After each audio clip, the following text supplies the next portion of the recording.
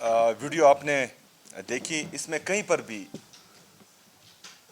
پاکستان کو جی S P plus سے نکالنے کا ذکر نہیں کیا گیا ہے۔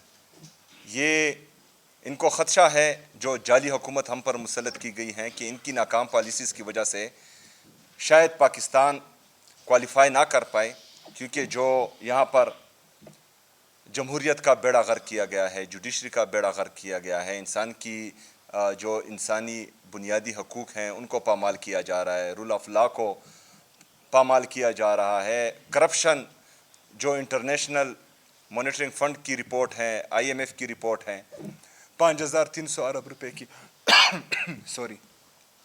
وہ رپورٹ کر رہا ہے۔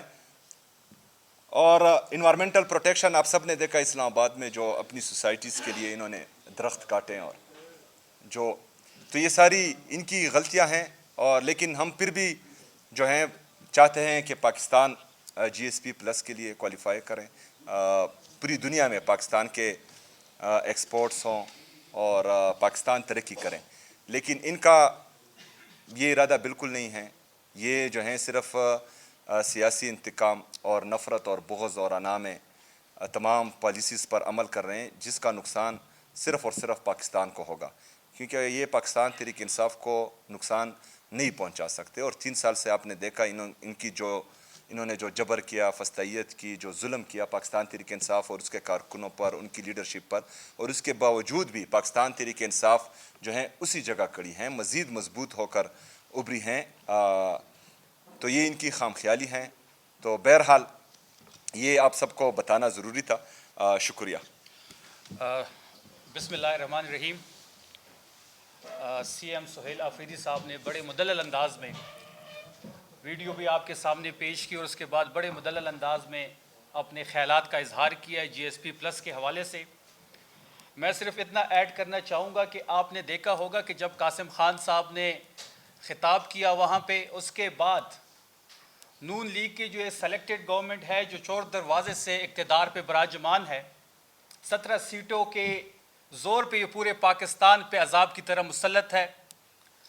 ان کے کچھ وزراء اور ان کے کچھ صحافی جو ان کے پے رول پہ ہے، انہوں نے اس چیز کو ٹویسٹ دی اور جی ایس پی پلس کا کہہ کے ایک بیانیہ بنانے کی کوشش کی۔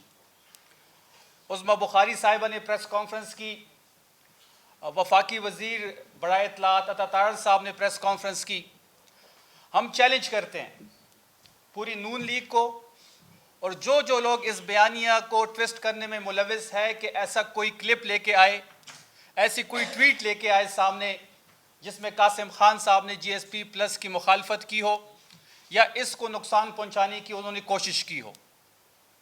میں تمام میڈیا کے سامنے ان کو چیلنج کر رہا ہوں۔ یہ روز آ جاتے ہیں اور جھوٹ پہ جھوٹ بولتے ہیں، اور ہمارے چینلز بھی ان کو لائیو کور کرتے ہیں۔ عظمیٰ بخاری صاحب جس کو ہم سیریس ہی نہیں لیتے، پہلے وہ پیپلز پارٹی میں تھی تو ان کی ایک سٹیٹمنٹ موجود ہے کہ نواز شریف را کے ایجنٹ ہے۔ اب وہ عظمیٰ بخاری کا وہ بیان صحیح ہے یا آج والی عظمیٰ بخاری کے جو بیانات ہیں وہ صحیح ہے؟ یہ لوگ برتی کیے گئے ہیں۔ یہ جب پیپلز پارٹی میں تھے تو نون لیگ پہ ان کی الزامات تراشی ہوتی تھی، آج نون لیگ میں ہے تو یہ تحریک انصاف پہ الزام تراشی کر رہے ہیں، عمران خان صاحب پہ کر رہے ہیں، سہیل آفریدی صاحب پہ کر رہے ہیں۔ ان کی سیاست 9 مئی سے شروع ہوتی ہے، 26 نومبر پہ ختم ہو جاتی ہے۔ انٹرنیشنل ایشو ہو یا نیشنل ایشو ہو، عمران خان سے شروع ہوتی ہے اور سہیل آفریدی پہ ختم ہو جاتی ہے۔ ان کے اگر وفاقی وزیر ہو یا صوبائی وزیر ہو، سب کا ایک جیسا حال ہے۔ ان سے آپ پنجاب کی پرفارمنس کی بات کریں یا ان کی اپنی وفاقی حکومت کی پرفارمنس کی بات کریں تو یہ عمران خان سے شروع ہو جاتے ہیں اور تحریک انصاف پہ ختم کر دیتے ہیں۔ اگر آج فگرز آپ دیکھ لیں تو پاکستان میں آج بے روزگاری پاکستان کی بلند ترین سطح پہ ہے۔ گردش جتنے قرضے لیے گئے ہیں پاکستان کی تاریخ میں اتنے قرضے نہیں لیے گئے۔ پیٹرول بم آپ کے سامنے ہیں، اب سمارٹ لاک ڈاؤن کی طرف جا رہے ہیں، تو غریب آدمی کیا کرے گا؟ یہاں تو کووڈ آیا تھا، عمران خان صاحب وزیر اعظم تھے، پوری دنیا متعارف تھی جو پاکستان نے اس ٹائم اسٹریٹجی اپنائی تھی۔ ہم نے تو کووڈ میں بھی ایسے حالات نہیں دیکھے جو اب یہ انرجی کرائسس کی صورت میں آپ کے سامنے ہیں۔ پی ایس ایل میں کراؤڈ بند ہے لیکن میڈم رانی خود وہاں پہ موجود ہے. کل آئی پی ایل ہوا ہے, وہاں پہ تو کراؤڈ تھا, پی ایس ایل میں کراؤڈ ہی نہیں ہے.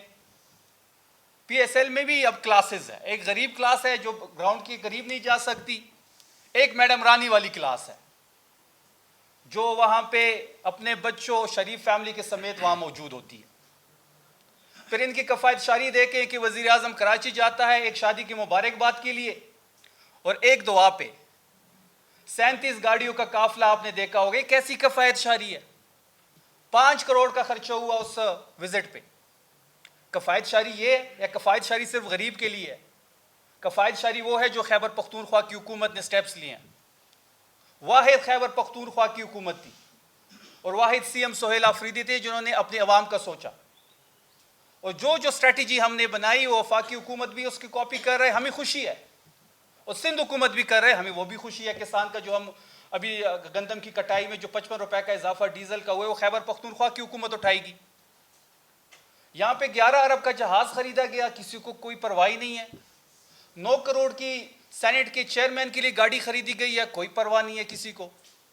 53 ملین کی پچھلے دنوں مریم نے اپنی کیبنٹ سے بیوروکریسی کے لیے وزراء کے لیے گاڑیوں کی سمری اپروو کی, کوئی شور و ویلا نہیں ہے. خیبر پختونخوا کی حکومت نے 4 ارب روپے جو تیراک کے آپریشن کے لیے وہاں پہ لوگوں کو فیسیلیٹیشن کے لیے رکھے تھے وہ وویلا بڑھا تھا.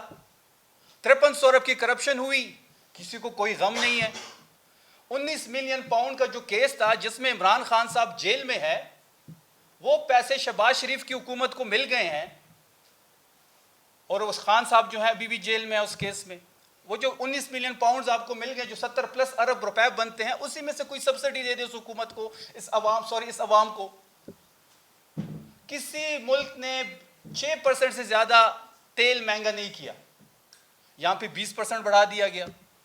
سمری بھی خود بناتے ہیں, خود ریجیکٹ بھی کر دیتے ہیں, رات کو خطاب بھی کرتے ہیں اور واہ واہ بھی کرتے ہیں. اور میڈیا سے بھی ہمیں گلہ ہے کہ آپ تمام لوگوں کو, آپ عظما بخاری جیسی بڑھتی کی ہوئی وزیر کی پریس کانفرنس کو آپ لائیو کور کرتے ہیں.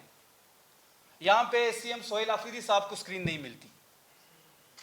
تو بات بڑی واضح ہے کہ جو نعرہ ہمارا تھا کفایت شاری کا, اس پہ خیبر پختونخوا کی حکومت مکمل طور پہ جو پلان ہم نے دیا وہ ہم انشاءاللہ اچیو کریں گے.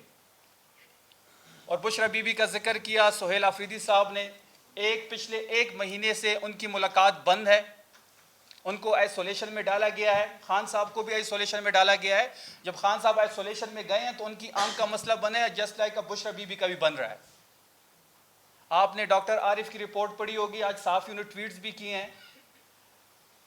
اب اس طرح ہم نہیں ہونے دیں گے, ہم ہر چیز میڈیا کے سامنے رکھیں گے, چاہے وہ پنجاب کی پرفارمنس ہو, فیڈرل حکومت کی پرفارمنس ہو. میں تو چیلنج کرتا ہوں, آج پھر چیلنج کر رہا ہوں, میرے سی ایم یہاں موجود ہیں, ان کے سامنے میں یہ چیلنج دے رہا ہوں کہ آئیں پنجاب حکومت اپنی 12 سال کی پرفارمنس لے کے آئیں, ہم بھی لے کے آتے ہیں, دیکھتے ہیں کس نے کتنا کام کیا, کتنے وسائل کس کو کتنے ملا. ہمیں تو اپنا شیئر نہیں مل رہا. 4752 ارب روپے ابھی بھی ہمارے ان کے ذمہ ہیں, اس کے باوجود ہماری پرفارمنس ان سے بہتر ہے. ہم وہاں دہشت گردی بھی ہے, دہشت گردی ان کی پالیسیز کی وجہ سے ہے, بند کمروں میں جو فیصلے کرتے ہیں انہی کی وجہ سے ہیں. ایسے لوگ ہمارے ریجن کے فیصلے کرتے, کبھی انہوں نے خیبر پختونخوا دیکھا بھی نہیں ہوگا. بند کمرے میں سوٹ پہن کے آپ فیصلہ کر لیتے ہیں اور وہاں پہ امپلیمنٹیشن کی بات کرتے ہیں. تو تمام تر چیزوں کو ہم انشاءاللہ ہر ہفتے اب میڈیا کے سامنے رکھیں گے, پوری قوم کے سامنے رکھیں گے. جہاز کا ایشو ہو یا ان کی 5300 ارب کی کرپشن ہو, یہ قوم اب نہ بھولے گی اور نہ ہم بولنے دیں گے. بہت شکریہ آپ سب کا. کسی کا بھی کوئی question who, one by one. آپ نے بات کی, یہ جو قاسم خان صاحب نے بات کی ہے